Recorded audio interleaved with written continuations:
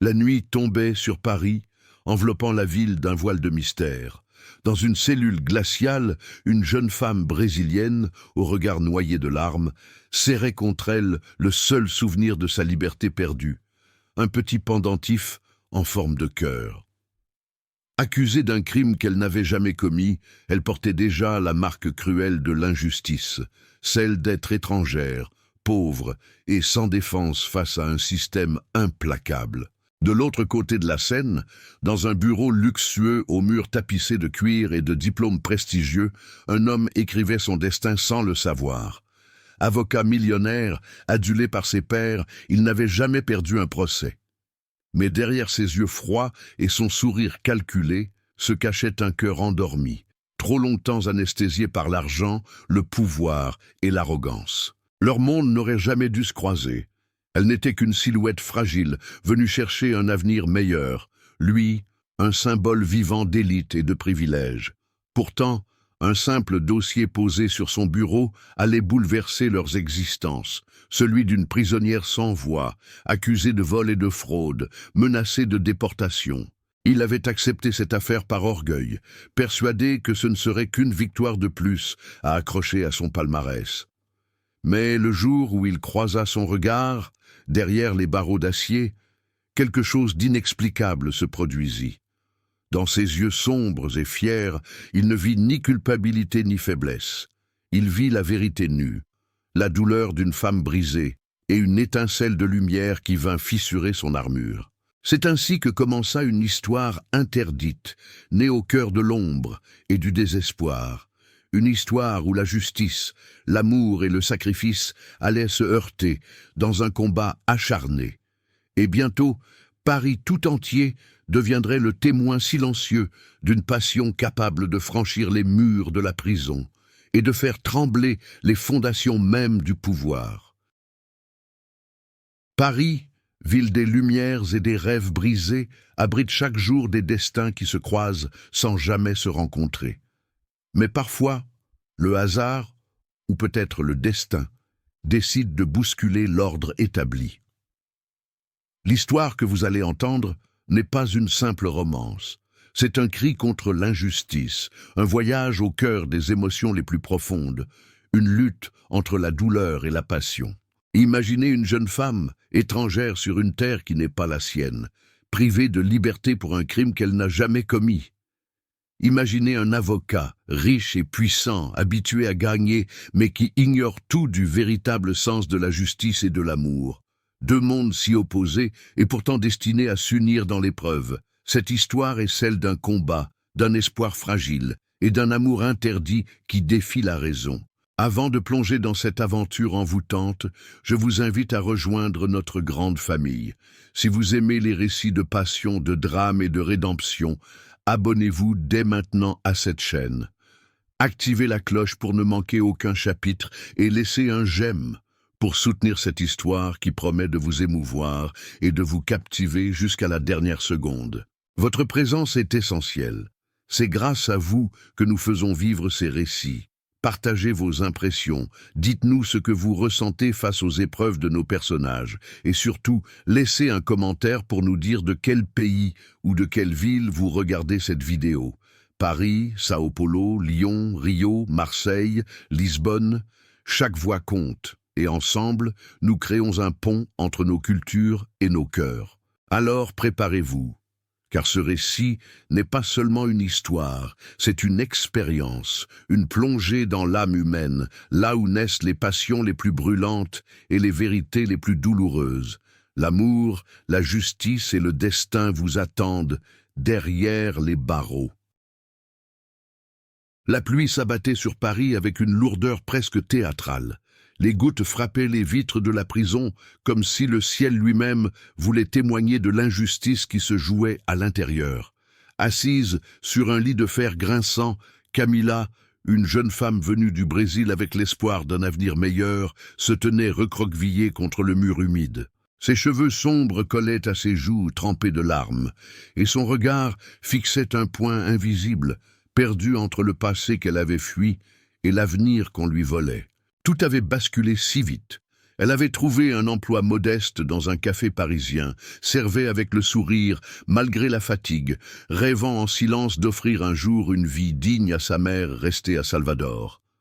Mais une nuit, accusée d'avoir participé à un vol organisé dans l'établissement, elle avait été arrêtée sans preuve tangible. Le simple fait d'être immigrée, étrangère et pauvre suffisait, aux yeux de la police, pour la rendre coupable.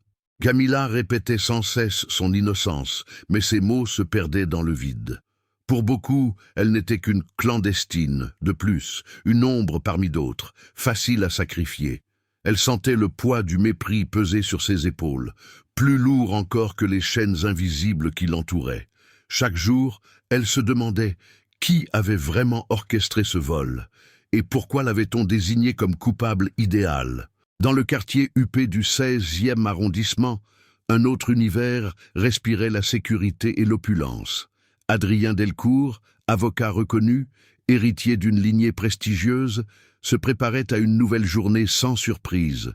Dans son vaste bureau orné de bibliothèques anciennes et d'œuvres d'art, il ne manquait de rien sinon d'une raison de vivre. Son existence se résumait à des victoires, des contrats et des soirées mondaines, où les sourires étaient aussi artificiels que les cristaux qui illuminaient les salons. Quand son associé lui présenta le dossier de l'affaire Camila Souza, Adrien esquissa un sourire ironique. Défendre une immigrée sans ressources, accusée d'un vol grossier, quelle perte de temps.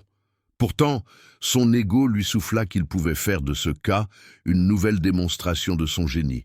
Convaincre un tribunal hostile, transformer une cause perdue en triomphe. Voilà le genre de défi qui flattait son orgueil. Le lendemain, il se rendit à la prison pour rencontrer sa cliente. L'air froid et métallique des couloirs résonnait de pas lourds et de clés qui claquaient, comme une symphonie de condamnation. Adrien avançait d'un pas assuré, vêtu d'un costume taillé sur mesure, indifférent au regard méfiant des gardiens. Il ne voyait dans cette visite qu'une formalité. Mais il ignorait encore que, derrière cette porte, une rencontre allait ébranler toutes ses certitudes. Lorsqu'il entra dans la petite salle de visite, il la vit pour la première fois. Camila leva lentement les yeux vers lui. Dans ce regard noir, brûlant de douleur et de fierté, Adrien lut quelque chose qu'il n'avait jamais vu chez ses riches clientes habituelles. Une vérité nue, désarmante, qui transperçait ses défenses. Il s'attendait à trouver une criminelle résignée. Il découvrit une femme qui, malgré l'humiliation, refusait de plier. « Monsieur, je ne suis pas coupable », dit-elle d'une voix tremblante mais ferme. Adrien, d'abord amusé, sentit un frisson l'envahir. Chaque mot, chaque souffle de Camila portait la marque d'une sincérité brutale. Pour la première fois depuis longtemps, il resta silencieux, incapable de répondre, avec son ironie habituelle. Ce silence, pourtant, valait 1000 aveux. Il était troublé. La conversation dura à peine quelques minutes, mais chaque seconde s'imprima dans la mémoire d'Adrien comme une cicatrice. Il aurait pu se contenter d'écrire quelques notes, de jouer son rôle et de repartir. Mais au moment de se lever, son regard croisa une larme qui glissa sur la joue de Camila. Et ce fut comme une gifle. L'arrogant avocat découvrit que son cœur, qu'il croyait mort, battait encore. En quittant la prison, Adrien s'arrêta sous la pluie battante. Les images de Camila l'obsédaient déjà. Pourquoi cette inconnue le bouleversait-elle ainsi? Était-ce la cruauté de l'injustice? Était-ce son courage silencieux? Ou était-ce quelque chose de plus dangereux encore, l'éveil d'un désir interdit? Dans les rues illuminées de Paris, Adrien Delcourt comprit qu'il venait d'ouvrir une porte qu'il ne pourrait plus jamais refermer. Adrien Delcourt n'était pas homme à se laisser troubler. Depuis ses années de formation, il avait appris à porter un masque, froid, implacable, inaccessible. Mais ce soir-là, en regagnant son appartement somptueux surplombant les toits de Paris, il sentit pour la première fois une fissure dans cette carapace.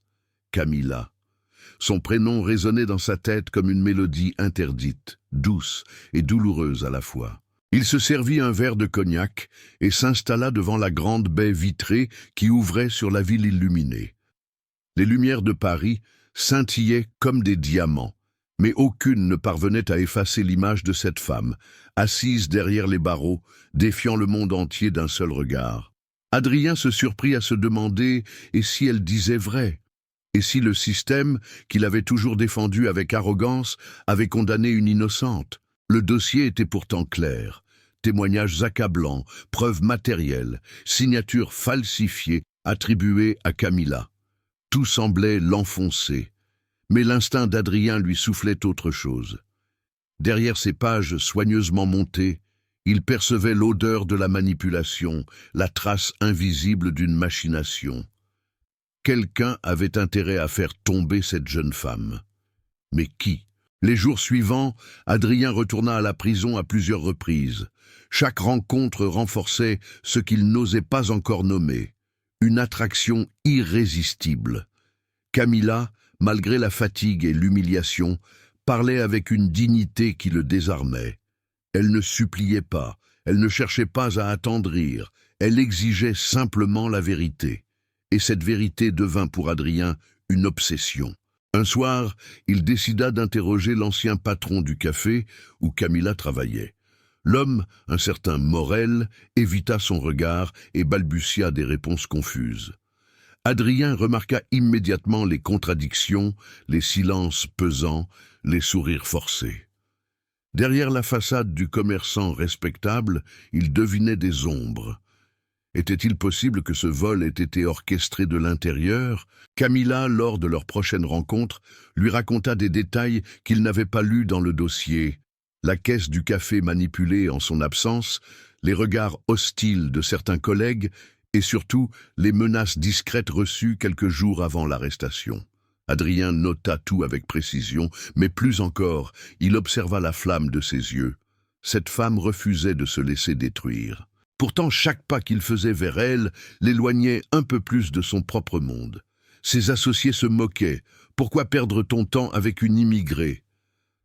Sa famille l'avertissait. Une telle affaire peut ternir ton nom. Mais Adrien, pour la première fois, n'écoutait personne. Il sentait au fond de lui qu'il avait trouvé quelque chose de plus précieux que tout l'or de ses victoires passées. Une cause juste et peut-être une raison de vivre. La nuit, il rêvait d'elle. Dans ses songes troublants, il voyait Camilla marcher libre dans les rues de Paris, ses cheveux dansant au vent, son rire éclatant au milieu des passants. Il se réveillait en sueur, incapable de comprendre ce désir nouveau, ce besoin de la protéger, de la libérer.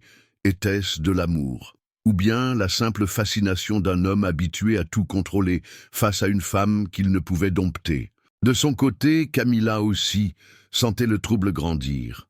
Derrière l'avocat froid et calculateur, elle entrevoyait parfois des éclats d'humanité, un regard plus doux, une écoute sincère. Elle se méfiait pourtant. Trop souvent, la vie lui avait arraché ses illusions. Mais au fond de sa cellule, chaque fois qu'Adrien franchissait la porte, son cœur battait un peu plus fort. Ainsi naquit une alliance fragile, née de la douleur et du doute. Elle, prisonnière d'un système injuste, lui, prisonnier d'une vie de privilèges. Entre eux, une barrière invisible se dressait, faite de lois, de classes sociales et de préjugés. Mais déjà, cette barrière commençait à se fissurer. Et derrière les murs de la prison, un sentiment interdit prenait racine, prêt à défier toutes les règles. Les jours se transformèrent en semaines, et le procès approchait à grands pas. Adrien passait de plus en plus de temps sur le dossier, écartant d'autres affaires juteuses qui auraient consolidé sa réputation. Ses collègues murmuraient, certains parlaient de folie, d'autres d'obsession. Mais Adrien n'entendait plus rien. Chaque document qu'il parcourait, chaque témoignage qu'il relisait, renforçait sa conviction. Camilla était innocente.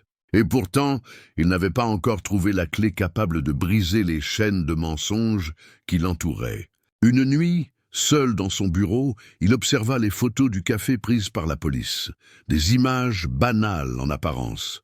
Une caisse forcée, des papiers éparpillés, une porte arrière ouverte. Mais un détail retint soudain son attention. Sur une étagère, un reflet métallique presque imperceptible. Adrien agrandit l'image et sentit son cœur battre plus fort. C'était une caméra de surveillance cachée derrière une pile de cartons.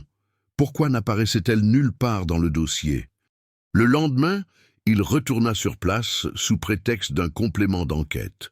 Le patron, nerveux, tenta de l'éloigner, mais Adrien insista. Dans l'arrière-boutique, l'étagère avait été déplacée et la caméra avait disparu. Le vide laissé par son absence confirma les soupçons de l'avocat. Quelqu'un avait effacé une preuve capitale. Pendant ce temps, Camilla se battait contre un autre ennemi, le découragement. Chaque nuit, dans sa cellule, elle se rappelait les visages de ceux qu'elle avait laissés au Brésil, surtout sa mère, malade, qui comptait sur son aide. L'idée de ne jamais la revoir la déchirait, mais chaque visite d'Adrien lui rendait un souffle d'espérance. Elle ne savait pas pourquoi il s'obstinait à croire en elle, mais cette foi silencieuse lui donnait la force de tenir debout. Adrien, malgré ses découvertes, savait qu'il marchait sur un fil. Accuser un commerçant respectable de falsification et de destruction de preuves sans éléments concrets pouvait détruire sa carrière. Son nom, sa fortune, tout ce qu'il avait bâti risquait de s'effondrer. Mais il n'arrivait plus à reculer. À chaque regard échangé avec Camilla, il sentait que ce combat dépassait sa propre gloire. Un soir, après une audience préparatoire, Adrien osa rester plus longtemps dans la salle de visite. Les gardiens s'impatientaient, mais il ne pouvait pas partir. « Camilla, je vous promets que je trouverai la vérité, même si je dois tout perdre. » Elle resta silencieuse un instant, troublée par cette déclaration inattendue. Puis elle murmura « Vous ne devriez pas risquer votre vie pour moi. » Mais ses yeux disaient le contraire, elle avait besoin de lui, plus qu'elle n'osait l'admettre. Le silence qui suivit fut lourd, presque sacré. Adrien se surprit à vouloir tendre la main, effleurer ses doigts, briser cette distance imposée par les règles de la prison. Mais il se retint. Ce geste aurait franchi une limite qu'il ne pouvait pas encore franchir. Pourtant, dans son cœur, la barrière avait déjà cédé. À l'extérieur, les rumeurs commençaient à circuler. Les journaux à scandale parlaient de l'avocat des immigrés, certains l'accusant de chercher un coup de publicité. Sa famille, outrée, lui fit parvenir une lettre pleine de reproches. « Tu salis notre nom pour une inconnue. » Mais Adrien ne fléchit pas. Plus on l'attaquait, plus son attachement à Camilla grandissait. Dans le secret de ses pensées, Adrien comprit que ce qu'il ressentait dépassait la simple compassion. Ce n'était pas seulement le désir de justice, c'était un désir tout court, brûlant et dangereux. Camilla était devenue son obsession, son étoile dans la nuit, la flamme qui illuminait ses pas, et chaque minute qu'il passait loin d'elle était un supplice. À la veille du procès, Adrien fit un choix irrévocable. Il allait confronter Morel coûte que coûte et découvrir ce qu'il cachait. Peu importaient les menaces, peu importaient les conséquences, car ce combat n'était plus seulement celui d'une innocente contre l'injustice. C'était aussi celui d'un homme qui, pour la première fois, avait trouvé quelque chose de plus grand que son nom et sa fortune, l'amour. Le matin du procès se leva avec une lumière froide et perçante.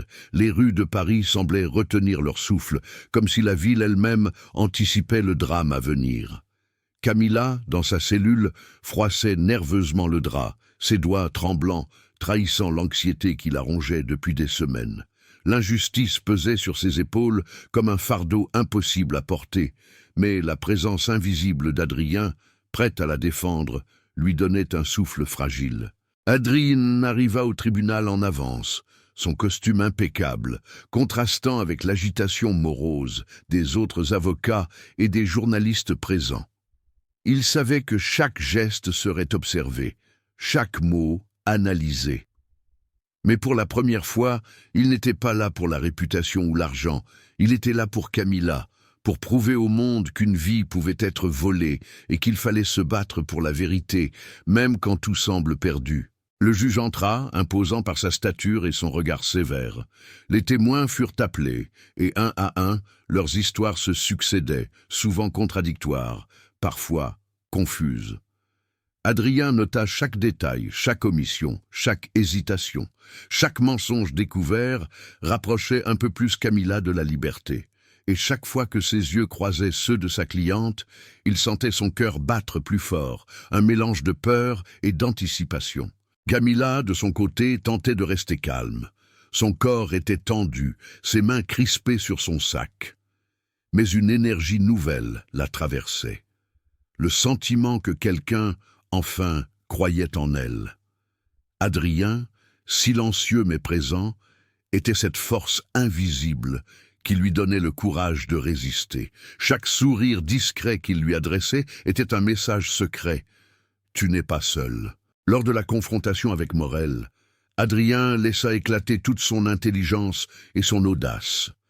Les contradictions étaient flagrantes, les mensonges visibles pour quiconque savait lire entre les lignes. Le patron du café tenta de masquer sa nervosité, mais l'avocat implacable le poussa à bout. La vérité lente et douloureuse émergeait enfin, fragile mais lumineuse, comme un rayon de soleil à travers les nuages sombres de l'injustice. Camilla observait Adrien avec un mélange d'admiration et de crainte.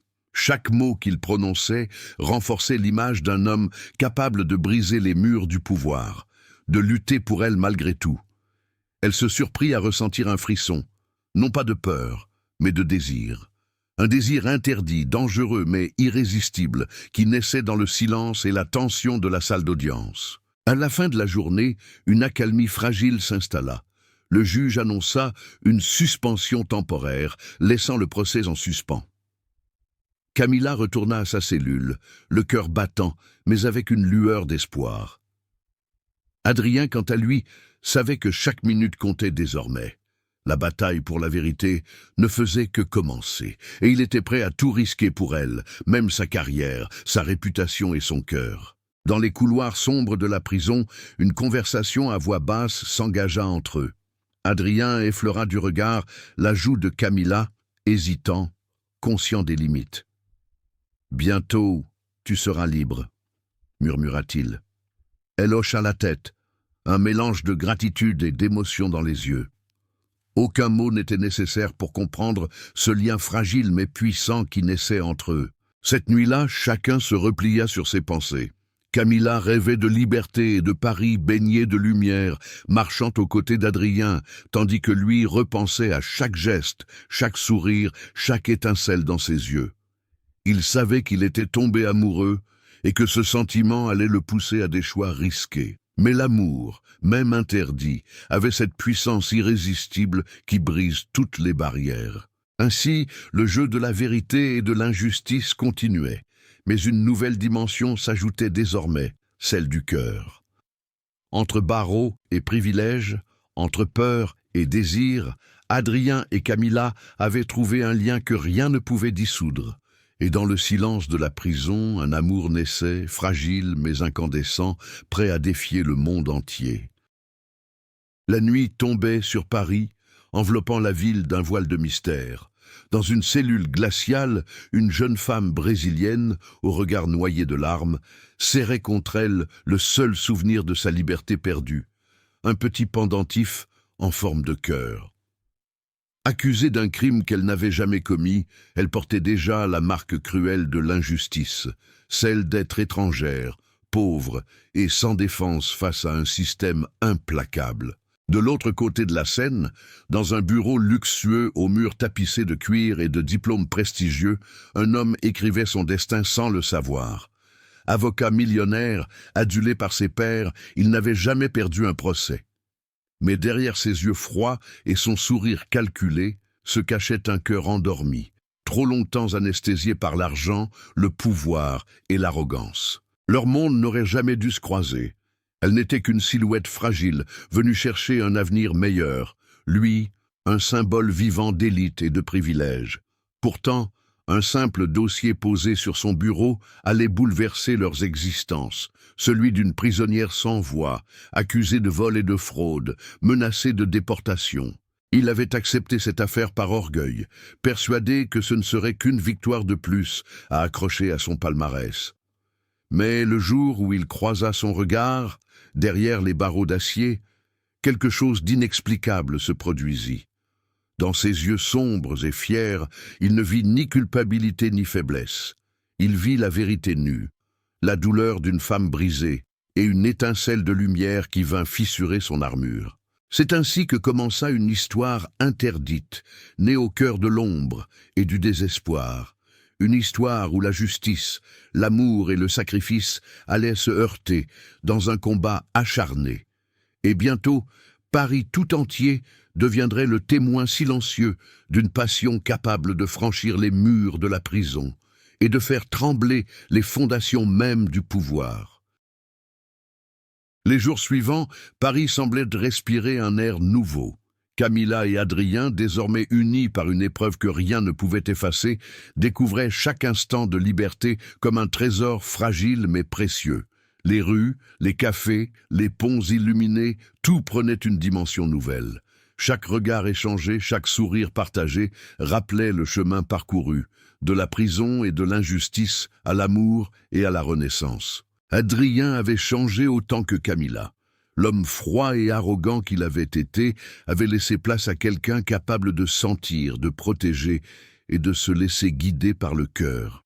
Camilla, quant à elle, avait trouvé non seulement sa liberté, mais aussi un partenaire prêt à marcher à ses côtés, défier le monde et célébrer la vérité. Ensemble, ils avaient transformé la douleur en force et l'injustice en une victoire personnelle et profonde. Et dans ce Paris baigné de lumière, où chaque pierre semblait témoigner de leur lutte, ils comprirent que leur histoire ne s'arrêtait pas là. L'amour avait triomphé, et rien ni personne ne pourrait désormais le défaire. Entre barreaux et palais, entre ombre et lumière, ils avaient trouvé un chemin unique, celui où justice et passion se mêlent, et où deux âmes, malgré tout, restent à jamais liées.